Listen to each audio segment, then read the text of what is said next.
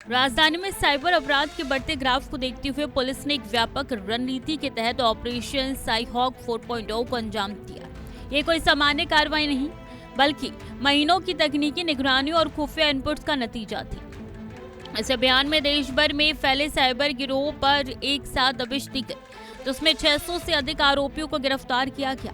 इसके साथ ही करीब 8,300 संदिग्धों को निगरानी के दायरे में लेकर उनसे पूछताछ की गई। जांच एजेंसियों का मानना है कि ये नेटवर्क केवल एक शहर या राज्य तक सीमित नहीं था, बल्कि इसकी जड़ें कई राज्यों और डिजिटल प्लेटफॉर्म तक फैली हुई थी, जो इसे और भी खतरनाक बनाती थी। 600 से ज्यादा गिरफ्तार, 8,300 संदिग्ध रडार पर, खाते फ्रीज। जांच में जो सबसे चौंकाने वाली बात सामने आई वो ये थी कि ये पूरा साइबर नेटवर्क बेहद संगठित तरीके से काम करता था। कहीं फर्जी बैंक कॉल, कहीं केवाईसी अपडेट के नाम पर मैसेज और कई सोशल मीडिया पर आकर्षक ऑफर्स के जरिए लोगों को फंसाया जाता था। एक ही कॉल सेंटर से हजारों नंबर डायल कर टारगेट तैयार किए जाते थे और जैसे ही कोई व्यक्ति झांसे में आता, उसका बैंक डेटा तुरंत एक्सेस कर लिया जाता था। ओटीपी साझा करवाने से लेकर फिशिंग लिंक तक हर तरीका इस्तेमाल किया जाता था। सवाल ये भी उठता है कि इतनी बड़ी संख्या में लोग आखिर बार बार ऐसे जाल में क्यों फंसते हैं और क्या डिजिटल जागरूकता की कमी भी इस अपराध को बढ़ावा दे रही है। ओटीपी फ्रॉड का जाल, नकली call centre gang, cyber mafia में धावा। इस पूरे अभियान में सबसे बड़ा खुलासा कि इस अवैध धन के नेटवर्क को लेकर हुआ, जिसे सुनकर जांच एजेंसियां भी हैरान रह गई।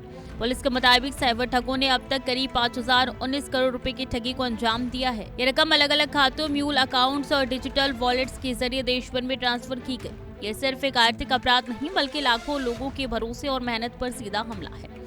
कई पीड़ित ऐसे हैं जिनके जमा पूंजी कुछ ही मिनटों में खत्म हो गई। अब सवाल यह है कि क्या इतनी बड़ी रकम की रिकवरी संभव है और क्या बैंकिंग सिस्टम में मौजूद खामियों का फायदा उठाकर ये नेटवर्क लगातार मजबूत होते जा रही है। ऑपरेशन साइहॉक 4.0 6 और 7 अप्रैल को चलाया गया। वर्दी सीपी दिल्ली श्री सतीश गोलचा जी का ये डायरेक्शन था कि इस ऑपरेशंस को हम रेगुलरली करेंगे। पिछले 3 ऑपरेशंस की सक्सेस को देखते हुए इस बार हमने 2 महीने का जो डाटा, इंक्रीमेंटल डाटा था, उसको शेयर करते हुए सभी थानों की टीम्स को बनाकर इस बार 667 लोगों को इन 2 दिनों में अरेस्ट किया गया। 3,500 से ज्यादा एनसीआरपी की कंप्लेंट्स लिंक हुई और उन लिंक्स हुई कंप्लेंट के अंदर जो चीटेड अमाउंट था, जिसको टोटल करके 520 करोड़ के करीब पाया गया। इसमें हमने 499 के करीब नई एफआईआर भी दर्ज की हैं। सभी तरह के क्राइम्स और क्रिमिनल्स का मोडस ऑपरेंडी इसमें पाया गया और ये भी देखा गया दिल्ली के अलावा ऑल ओवर कंट्री से हमने एक्यूज्ड को पकड़ा है। इस पूरे ऑपरेशन में साइबर पुलिस ने आधुनिक तकनीक का व्यापक इस्तेमाल किया। Digital tracking, IP address monitoring, bank transaction analysis और कॉल डिटेल रिकॉर्ड्स के जरिए पूरे नेटवर्क की परतें खोली गई। संदिग्ध बैंक खातों को फ्रीज किया गया और कई डिजिटल प्लेटफॉर्म को जांच के दायरे में लाया गया। कार्रवाई के बाद साइबर गैंग्स में दहशत का माहौल है, क्योंकि पहली बार इतने बड़े पैमाने पर एक साथ कार्रवाई की गई है।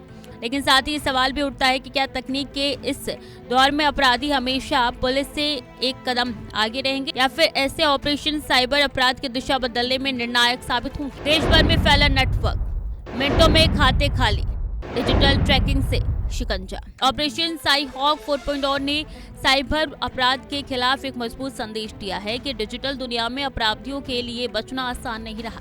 लेकिन इस कार्रवाई के बाद भी बहस खत्म नहीं होती, बल्कि और तेजी से जाती है। क्या ये ऑपरेशन साइबर ठगी के पूरे नेटवर्क को खत्म कर पाएगा या फिर अपराधी नई तकनीक और नए तरीकों के साथ फिर से सक्रिय हो जाएंगे?